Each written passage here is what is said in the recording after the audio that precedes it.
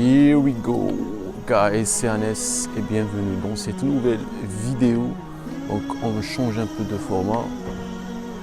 On voit ici les pêcheurs, il est 7h du mat. Et dans cette vidéo on va parler un peu de distribution Linux, d'où ça vient. Et on va parler aussi de quelques distributions Linux, notamment la Red Hat. On va parler de CentOS, Fedora, et on va parler de Ubuntu et Kali Linux. Et on va le faire ici. Donc tout d'abord, on va sortir le truc. Tout d'abord, on va sortir notre livre. Donc ça, c'est un livre que je lis en ce moment, mais on n'en a pas besoin, vu qu'on aura besoin de cette feuille. Et on aura besoin du fameux MacBook. Donc ça, c'est notre matos d'aujourd'hui. Donc voilà, et on commence right now. Donc comme vous le savez, les distributions Linux c'est basé sur un kernel Linux, c'est-à-dire un noyau Linux. Donc ça, c'est un noyau Linux. Et le noyau Linux, comme vous le savez, il est disponible publiquement, c'est-à-dire son code. Vous allez le trouver publiquement disponible. Vous pouvez changer le code, vous pouvez le lire, vous pouvez le modifier comme vous voulez. Donc c'est public, c'est gratuit, vous n'avez rien à payer. Donc ça, c'est le concept de Linux. Et toutes les distributions Linux sont basées sur un kernel ou ce qu'on appelle en français le noyau. Aussi, il y a ce qu'on appelle des logiciels ou des utilities qui sont aussi disponibles publiquement et gratuitement et qui sont maintenus la majorité des cas par des fondations, par exemple Linux Foundation, qui est une entreprise, si on peut le dire, qui va maintenir ces utilities. Maintenant, si on ajoute à notre noyau des utilities ici, on va écrire utilities. Donc on a le soleil, that shine, alright, on va revenir. Donc utilities, on va ajouter des logiciels à notre noyau et en dessous on va ajouter ce qu'on appelle un environnement et ça, tout ça, ça va nous donner une distribution. Donc ça, c'est le concept de distribution. Donc un noyau qui est un noyau Linux gratuitement public, on va ajouter des utilities ou des logiciels et enfin on va ajouter un environnement pour l'interface graphique et on aura une distribution. Maintenant, tous ces trucs là, c'est pas la même chose avec Windows par exemple ou Mac OS.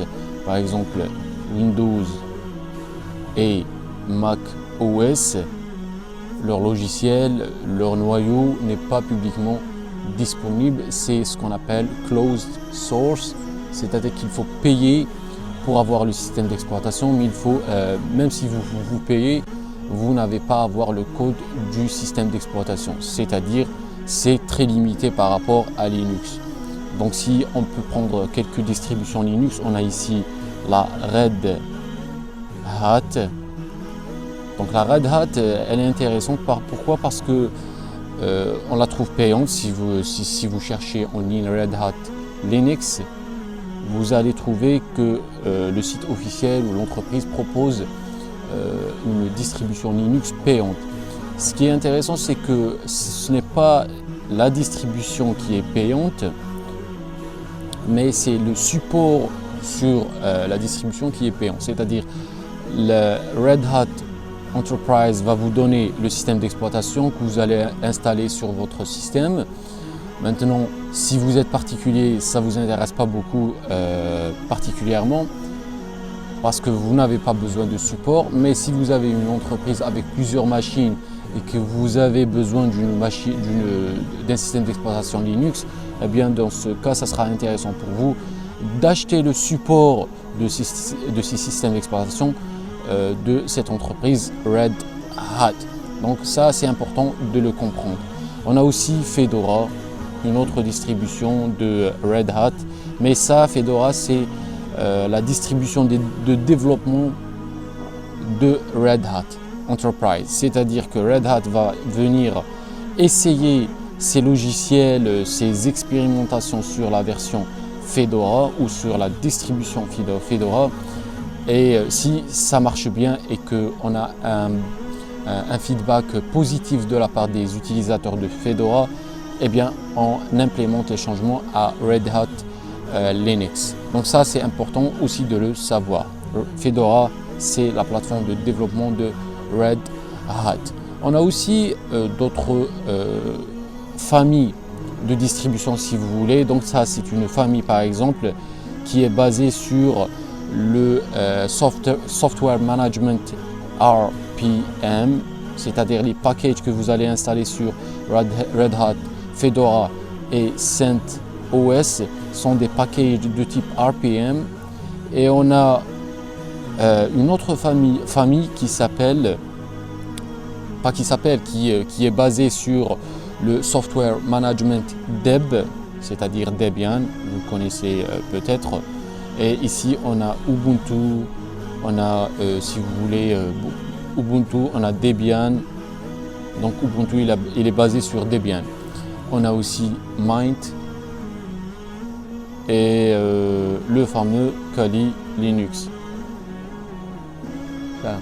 Donc Kali Linux il est basé sur Debian, Ubuntu il est basé sur Debian et Mint c'est quelque chose, c'est Ubuntu en lightweight si vous voulez, donc c'est la version légère de Ubuntu. Donc Ubuntu il est très respecté dans la communauté, très fameux, très répandu aussi pour l'utilisation basique par des utilisateurs normaux si vous voulez. Et Kali Linux, même chose, il est basé sur Debian. On a aussi ParrotOS si vous voulez. ParrotOS, je l'aime bien. Aussi basé sur Debian. Et ces distributions, ils utilisent des packages de type .deb pour l'installation des logiciels. Donc ça, c'est notre Kali et ParrotOS sont des distributions avec un accent sécurité si vous voulez ou pentesting. Donc vous allez trouver des softwares, des logiciels de pentesting et de sécurité informatique.